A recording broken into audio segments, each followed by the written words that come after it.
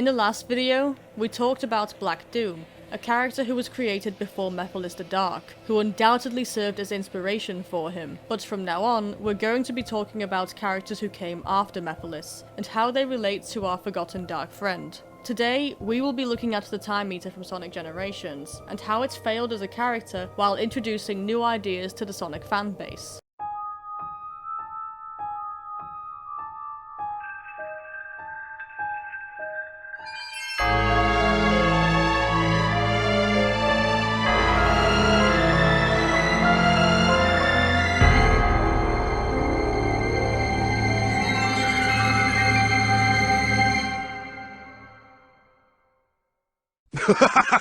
Mephiles time!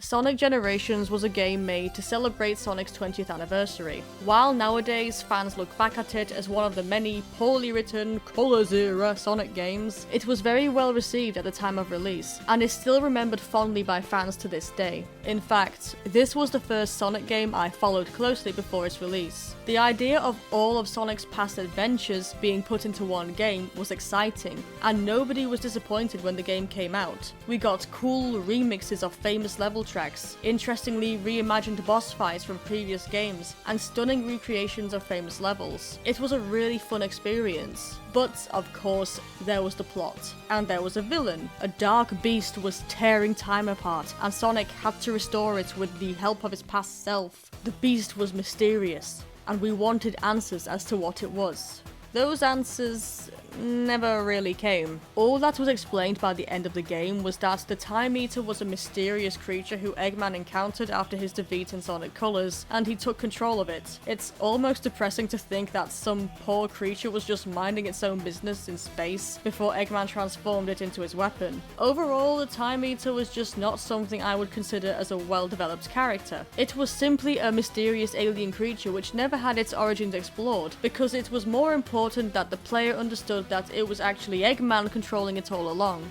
But while the Time Eater got barely any development, and definitely wouldn't go down in history as one of the more complex Sonic villains, this character marks the beginning of a decade where fans would talk about a recently forgotten character, Mephiles the Dark.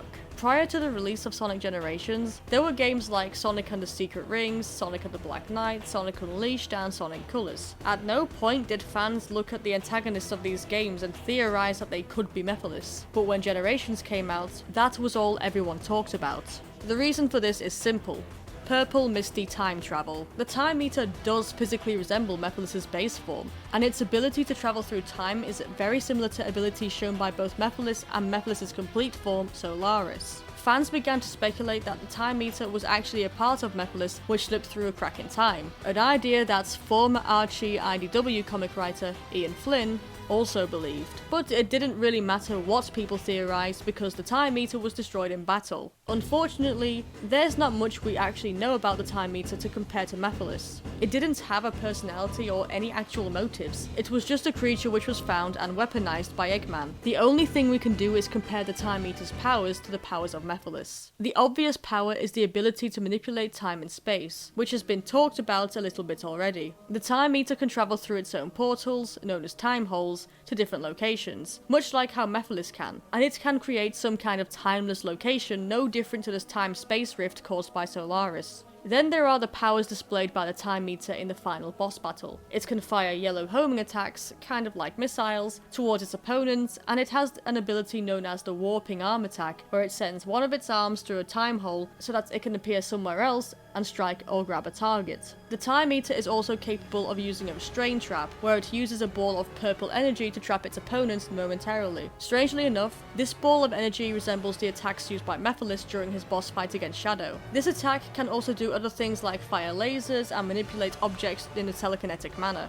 Probably the Time Eater's most powerful attack, and the one I find the most interesting, is the Sunburst Attack. This is an attack where the Time Eater summons a miniature sun, and the power of 2 supersonics is required to repel it if it is then fired towards a target. The reason I find this attack interesting is because charging up a sphere of energy is already something Mephiles has been shown to do in combat, but with it also being an actual sun, it seems to be a reference to Solaris, who was worshipped as a sun god. It also seems to be a predecessor to Infinite, considering he also summoned a sun and threw it at his enemies. What is it with Sega and Sons? And then of course we have Methylases Powers, which I will keep brief since you're probably going to become very familiar with them this month. He can absorb shadows, fire dark energy balls, travel through time at will, assume larger forms with the power of his minions at the Chaos Emeralds, hide in the shadows, release shockwaves from his hands, fire energy spears from his hands, move at high speeds. He can walk through walls, disappear and fly. Yeah, you get the point. We also can't forget that, again, Mephiles can become Solaris by fusing with Iblis, and Solaris is much harder to destroy than the Time Eater. While both characters were defeated by Hedgehogs using their super forms, the Time Eater was only defeated by Sonic and a smaller, weaker Sonic, while Solaris was defeated by Super Sonic,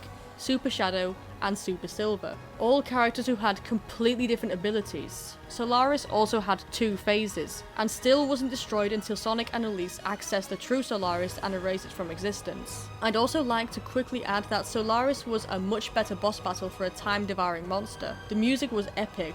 The first phase soundtrack sounded like a desperate struggle to defeat this godlike being, while the second phase soundtrack sounded like you had the upper hand and could do this. It was really motivational, but the Time Eater was just a boss that you had to hit repeatedly until it was defeated. I'm not saying it was a bad boss fight, since this is how most bosses work, but it just doesn't feel superior in any way to the Solaris boss fight. And for those people who claim the gameplay of 06 must have ruined the boss fight, then no. The Solaris boss fight works just fine, and I've never had any problems with it, or seen anyone complain about it. Overall, I think Mephiles is the better villain here. The reason for this is because the Time Eater wasn't really a character, and the actual Time Eater monster was essentially killed and weaponized by the 2 Eggmen before the game even began. Mephiles was built up in all 3 stories in Sonic 06 before the final story took place. He was only briefly seen in Sonic's story. Then he was next seen for some of Silver's, where he was manipulating him into going after Sonic. And finally in Shadows, we uncovered his true intentions and actually got to fight with him. The Time Eater didn't have any build-up besides everyone saying, "What is that thing?"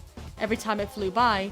And at the end of the game, both Eggmen just said, "What a surprise! I'm the bad guy again." But while Mephiles is certainly superior as a character and villain, I will still remind you of this. The Time Eater is most likely what revived people's interest in Mephiles. This is the point in time where fans started to theorize that Mephiles was still alive somewhere. The first hint was with the appearance of Crisis City in the game, meaning that the Sonic 06 timeline still existed. Before Sonic Generations, I don't think people really cared about Mephiles, but ever since the introduction of the Time Eater, fans have been searching for that one villain who will take his place, and the Time Eater was certainly not the last character in this search. Otherwise, this miniseries wouldn't be 4 episodes long. And that's all I can really say. The Time Eater, if there was more lore behind it, and if it had appeared as a villain that wasn't under Eggman's control, could have been a more memorable villain, and could have even rivaled the likes of Solaris, but it didn't.